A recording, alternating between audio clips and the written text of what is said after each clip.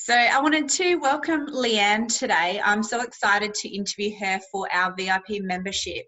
And Leanne Cooper is the founder of Well College Global. And unbelievably, she started business in 1998, which is an absolutely impressive track record. Well done. Leanne started teaching face-to-face nutrition, but now offers over 50 courses internationally online, which is such an amazing achievement. I've personally done several of Leanne's courses and love them. She's also a mum of 2 boys and based in the northern beaches of Sydney, so juggling mum life and business life. So thank you so much for coming online for the interview today, Leanne. Oh, you're welcome. I'm excited to be here. Thanks for having me. So let's get started. Could you give us a brief rundown of how the Well College Global business began? Yeah, sure. So you've alluded to a little bit of it already. It was a 6-week course that I taught. I used to work for a community college when I was studying nutrition. And so I gave myself a job, and I taught nutrition one night a week for 6 weeks, and I did it 4 times a year. And there were so many people who wanted more than just the healthy eating. So I didn't know what the word scaling meant back then, but I had a sense that there was a better way to do it than me, one person in a room with 15 people. So I actually wrote it back then, a distance course. There was no such thing as online learning back then. So in fact, it's the human nutrition course that you might have done. Yes, I did. It was very different, much shorter. And it didn't have sort of as much learning to it. It was really more like a textbook type thing.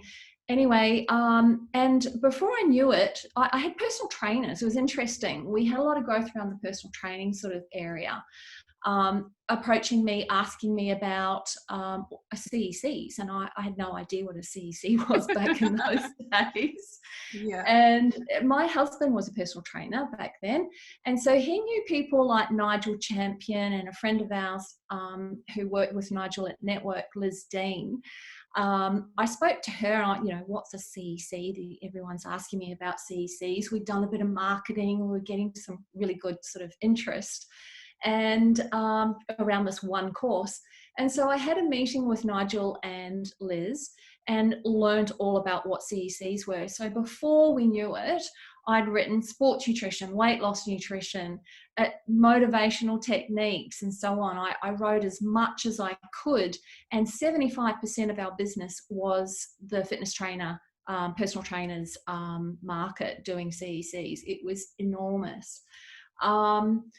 Gosh, how many years ago? Must have been about 8 years ago. Fitness Australia sort of got involved in a bit of a, let's call it a professional real estate situation. Yes. And yeah, you probably know what I mean. And we lost pretty much all our nutrition. We were the top 4th provider of CEC courses back then. We lost almost all of them. We had to redo them. We had to take out so much of the content. And essentially what they wanted was for the courses to be the same as the nutrition that you learn as a personal trainer. So, and my argument to the then CEO was, how is that continuing education? That's exactly. Just regurgitating the same stuff. That's not what personal trainers want. And there was this concern around scope of practice. They just went in the wrong. I personally think they went in the wrong direction. It should have been a conversation around scope, not reducing people's ability to learn something. So we had to diversify. We'd lost such a substantial part of our business. And my first degree was psychology. So I kind of saw this wellness sort of thing happening out there. So we wrote Lifestyle, Food and Wellness Coaching, which was made up of a number of small units put together as a program. And that just went nuts. And we realized we needed to put more into that. And that became our current program, which I think you've done, is the nutrition and health coaching. Yes. And again, we're feeling, every time I look on Instagram, I see another nutrition and health coaching course. And there's so many out there. And I do feel sorry for people trying to pick through what's a good course and what's not. But then it occurred to me we really needed to find the next thing. So we rebranded. We were Cadence Health, and we rebranded to Well College Global because we were getting lots of people from overseas and we wanted a more global brand. And we also wanted it not to just be about health. So Well College Global was born in September last year, and our newest program is a pure coaching program because we're seeing an enormous amount of growth in that area. That you might be in mining, you might be in health or nutrition, dietetics, you could be in any area, sport, and coaching and mentoring has become an enormous growth area. So that's pretty much been the evolution of my one night a week through to Cadence Health, through to Well College Global. Yeah. And I think what you say about the whole coaching side is so important. So the ladies that are in this group has been through our coaching program, and I think you can have the best nutrition plan, you know, on paper, but if someone's unable to stick to it because they either don't like the foods that are on the plan, or it's not high enough in calories because they're exercising a lot, or that foods are too expensive, or they're just not enjoying it, then that comes down to the weekly feedback process, you know, that we have with coaching, but also what I've learned from you about the psychology of how we think about food, and that's different for everyone. And what I loved about your course and studying that course was that, you know, just getting to ask the right questions to clients, and not appearing judgmental, because no one, you know, I don't want to feel judged, you know, by anyone that I'm working with. And so, yeah, I feel like working with clients to coach them is all about having an open relationship and an open communication with people, but making them feel comfortable. Absolutely, because the thing is that, you know, everything you do is about nourishing yourself in some way. You know, so your food and your program around your healthy eating and your general eating has to nourish you, not just your body, but it has to nourish your mind and your day and all of those sorts of things. So, you know, the whole health coaching aspect is so important when you're working with people and their behaviors around eating or exercise. And I think I read something the other day, and well, actually, no, it was my husband said to me last night. The thing that a coach does is they know the questions to ask. And then from there, in the client, there's this unfolding of their own answers they always had. And that's so much more powerful than someone just telling you what they think you should do.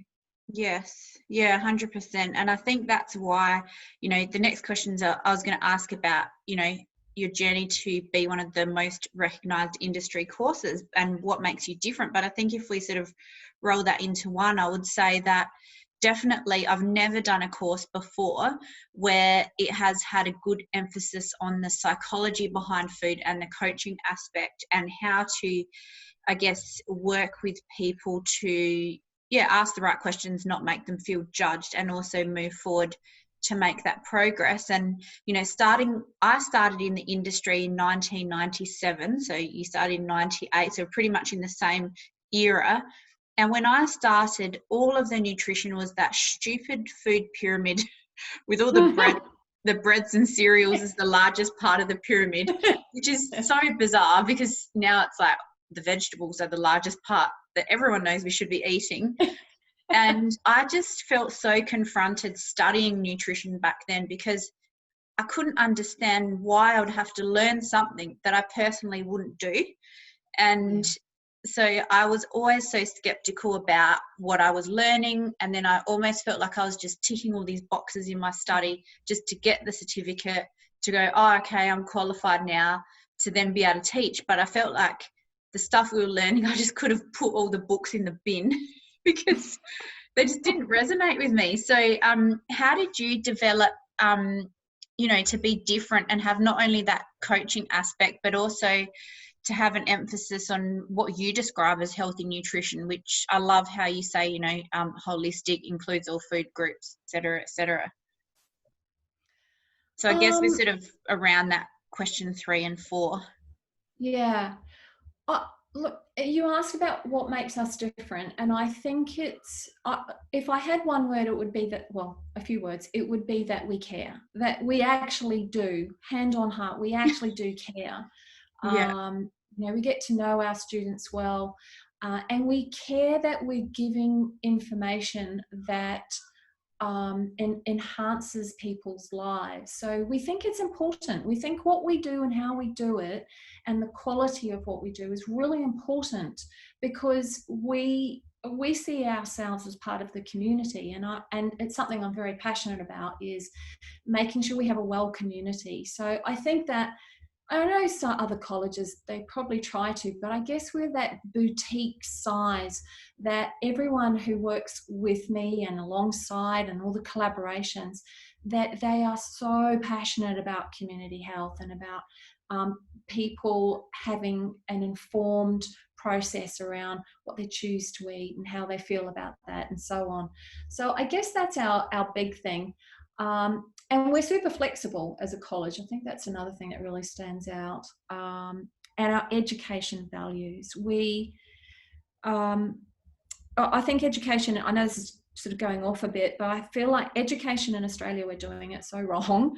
And you look at the Finnish system, and they've been leading the charge with education in the OECD rankings for years now. And that's because they don't see education, and education's the same as coaching. They don't see it as a little pocket of science here and a bit of maths there and la la la. So it's not your eating here and your exercise here and all that sort of thing. It's a matter of bringing it together. And in a way that's not hard for people to do. So you talked about your courses that you were doing in your nutrition, and that's so right. It's that linear, right? We learn this, then we learn this, and then we learn this, rather than, well, tell me what your experiences of that, and let's unpack that a bit, and so we understand it better because we're experiencing it. So that's something we're very committed to, is experiencing your learning. And experiencing your coaching, because everyone has their own answers and everyone wants to make their own informed decisions. So that's something we really try to build in. And I think with your courses as well, it did bring together everything I've ever done in my life. So, for a while I just taught yoga and ate vegetarian, the vegetarianism didn't really last for long. I continued to teach yoga classes. Then I studied a raw foods course, but I never went fully raw. I just integrated some of the raw recipes into my normal repertoire. And so having done all of that extra sort of soul-searching and experience myself of, was that for me? Try it for a couple of years and then, keep reading more and more books. I think I've got a whole bookshelf of nutrition books. In your courses, it lets you kind of explore all of that without saying one's better than the other. Well, I mean, at the end, I think we overthink nutrition personally. I mean, I'm a registered nutritionist and, blah, blah, blah, but I still feel we overthink nutrition, because if you have lots of color on your plate and you're keen to eat it and you can enjoy it, that's actually good nutrition. It's almost that simple. Lots of colorful food that hasn't been tampered with by too many industries, and you've got people about you that you love. I mean, the blue zones, they pretty much default to that. Eat socially, eat a variety, eat from the earth, eat mostly vegetables. It tends to come back to the same messages over and over, I think. Yeah. So have you ever gone through, this is a bit of a random off the chart question, have you gone through a period of doing like a raw food or a vegan or vegetarian, and what have your experiences been personally with the dietary choices that you've made? Yeah, I think that's a really good question. When I was a nutritionist and I was in practice, it was a party question. People would always say to me, what's the best diet? And one of the things we had to do when I was at uni was we had to put ourselves on a diet. And so I did, I was vegetarian back then anyway. So I did Ayurvedic and I did gluten-free, I think it was, because it's one thing to tell someone to do something. It's another thing to have experienced it yourself. Yeah. So And my answer to their question was, a good diet is a diet that fits you and your lifestyle. That's it. That's the diet for you, right? It's not a this diet or a that diet. I'm now pescatarian, so when I had my first son, I lost so much weight, and so I got down to 47 kilos, and I knew I had to do something. I was still vegetarian, so Yeah. I reintroduced meat and not red meat, just chicken and fish, and I recently dropped the chicken and sticking with the fish, and it feels kind of good. So I think you have to try these things. It's like clothing in some ways. You have to try it on, and how does it feel for you? Because like you said before, everyone's so individual. There's so much in our body and our lives that is going on that any one diet probably needs tweaking in some way for everyone who's adhering to it. You know, even if you're vegetarian, there'll be some things you'll go, like I personally, I don't like tofu. Yeah. I'll eat it sometimes. Just tastes like processed blah blah to me. But you know, so I would, as a nutritionist, suggest to someone becoming a vegetarian, you should eat tofu. But I think you can tweak these things. So it's so individual.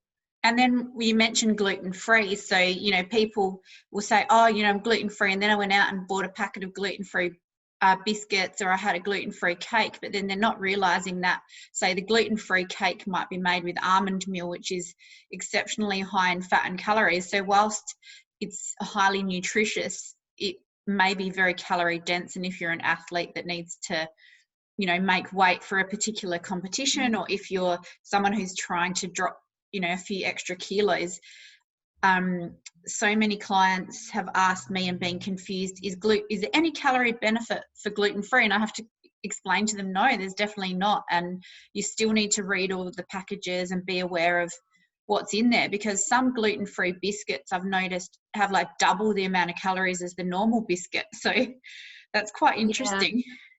It's a really good point. So in some ways, I suppose you could call it a sort of, no, it's not really a fad diet, but it has become somewhat fad. And veganism, a little similar, in that the outcome is there's this whole industry that comes up from it, and the marketing and that goes into the production of altered foods is enormous. And I think if you were to make that decision initially, I'm going to go gluten-free because of these reasons, maybe there's health reasons or whatever it might be. So I'm going to actually consider the fact that I'm going to pick up a lot of products, and they're going to not be great products because they've got all these other things in there to make them taste good, palatable, feel good in the mouth, and so on.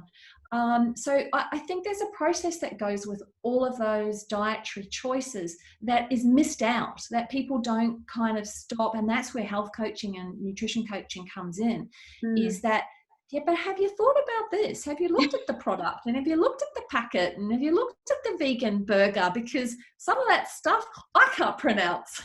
Yeah. And I think that's so important. And, you know, I say to everyone, there's no one perfect diet, but I just use the principles that I've learned from your course in terms of, you know, choosing something that's closest to nature, unprocessed foods, lots of rainbow of colors on your plate, and also variety. So don't eat the exact same thing every single day for the whole entire year, because you're going to get bored, and then you're going to just go and eat other rubbish food to try and fill a void of enjoyment or variety. So yeah, I love that you're not saying like there's the one best diet that fits everyone. I think that's probably my major sort of takeaway from your nutrition approach. But I also really loved your non-diet approach. So how did you come up with the non-diet approach to sort of behavior and psychology? Yeah, so like I said, my first degree was psych and ed, and then I went on to nutrition. And I often used to say, I wonder if those two will ever come together. And when I was doing some master's subjects at Deakin, I was so excited to see one of them was nutrition psychology. So I have to admit that's where that idea came from. And I loved it. It was just everything I loved. Psychology and nutrition, that was just joy. And so I just thought people need to know this stuff. So I wrote my own course textbook, researched it, and sort of tweaked it so it fitted really more our vernacular, put it together as a course, and it went gangbusters. It's still a really popular course. I had a publisher ask if they could print the book, like the textbook as a book, and all sorts of things. So it went really well.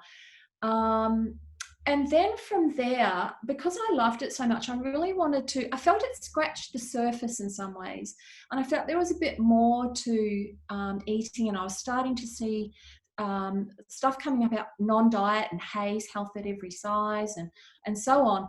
And so I took a nutrition and dietetics CPD course on the non-diet based approach. And that's where the whole non-diet thing just went, wow, it so beautifully aligns with coaching. It's so gentle and accepting, and it doesn't have a judgment on the person, the process, their choices. So beautiful.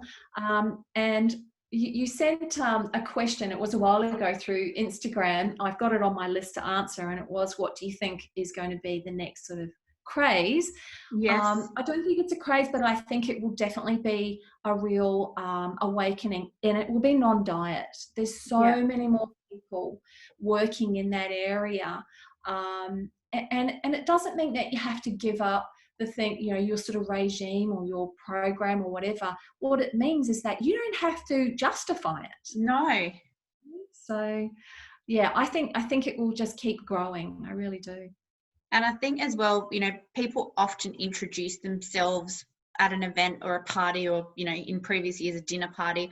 Oh, and I'm Amelia and I'm gluten-free, or hi, I'm Sally and I'm vegan.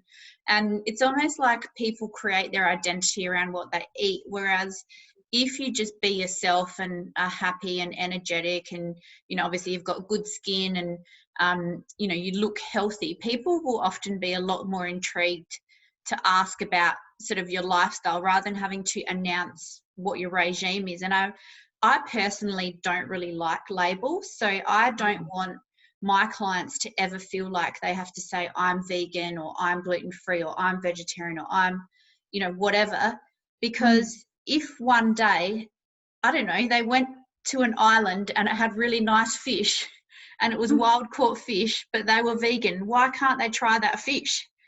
Like, it just doesn't make sense to me why, if then you put yourself on this category, that then you can't ever expand outside that. So then they would feel guilty, like they're cheating on their vegan diet because they had this wild caught fish that was on an island, freshly caught, cooked on some, campfire or whatever. Like, those are the experiences in life that I think around food and learning about, where does food come from, that I want my children to have and I want my family to have, and create that interest and curiosity around food, not a fear of, if I eat this, everyone's going to judge me because I said I was vegan, or, like, you should be able to have whatever you want whenever you want, but, within the realms of what's healthy. And it's an interesting journey that people put themselves into a category. But if the non-diet approach becomes the next big thing, then everyone can say, well, I'm on a non-diet.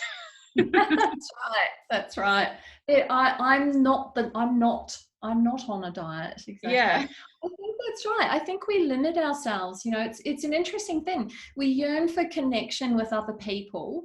And it's so important, like mental health, they're showing that lack of real connection in society. It doesn't even necessarily have to be physical, but that real heartfelt connection actually is so important. And yet we place all these obstacles around us being able to make choices at any time that are the best ones for us. And we judge other people, and, so we're a funny sort of species. We do 2 steps forward, 1 step back with where it is we're really going in life, don't we? Oh, definitely. So just to finish off today, I wanted to ask, obviously with the uncertainty of COVID-19, and we just don't know what's happening this year, next year, or the year after, a lot of people are caught up in stress eating, perhaps moving less, and really doubting ourselves because we're not feeling our normal happy selves. Have you got any tips to sort of stay aligned with our values, just to be happy and balanced? Yeah, look, I wrote down a whole heap of things, breathe and stop and let your shoulders drop, la, la, la. And then I thought, I stopped for a moment and I thought to myself, what's the one thing that I've done throughout COVID that has served me well? And it's quite simply to pause. And it probably sounds a bit twee, but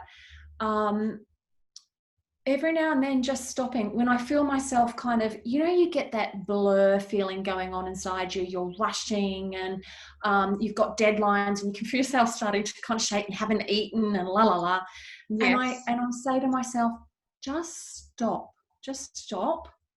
and just pause, look out the window, let your shoulders drop, whatever it might be. And that one simple thing has allowed me to reframe when I've had to reprioritize, to see things a little more clearly, because a lot of the blah sort of drops away, to have more fun and to laugh at things Yes. rather than take things so seriously. So I important. love a lot of laughing, so that's my thing. I know it probably sounds simple, but it's like when people say gratitude is a really powerful part of overcoming things like depression. It's so true. It's so profound when you actually do drop into that. And I think pausing is the same for realigning yourself and rebalancing and grounding yourself. That's where I've been, I suppose. That is fantastic advice. So taking a pause, breathing and stepping away from what we're doing and refocusing. Yeah, that's amazing. So thank you so much. And I wanted to also say to the girls that are watching this, I'm going to put all the links to the courses in the notes to this video. So if you've watched this video and thought, wow, I'd really like to study more into either the non-diet approach or the human nutrition module, I'm going to pop all the links below so that you can check out those courses. And even if you don't want to become a qualified nutritionist, this is just for your own general knowledge and progression. I think, I highly recommend World College Global. So thank you to Leanne for joining us today. Thank you, Amelia. That was fun. I really enjoyed it. Thank you so much for asking me. I'm honoured.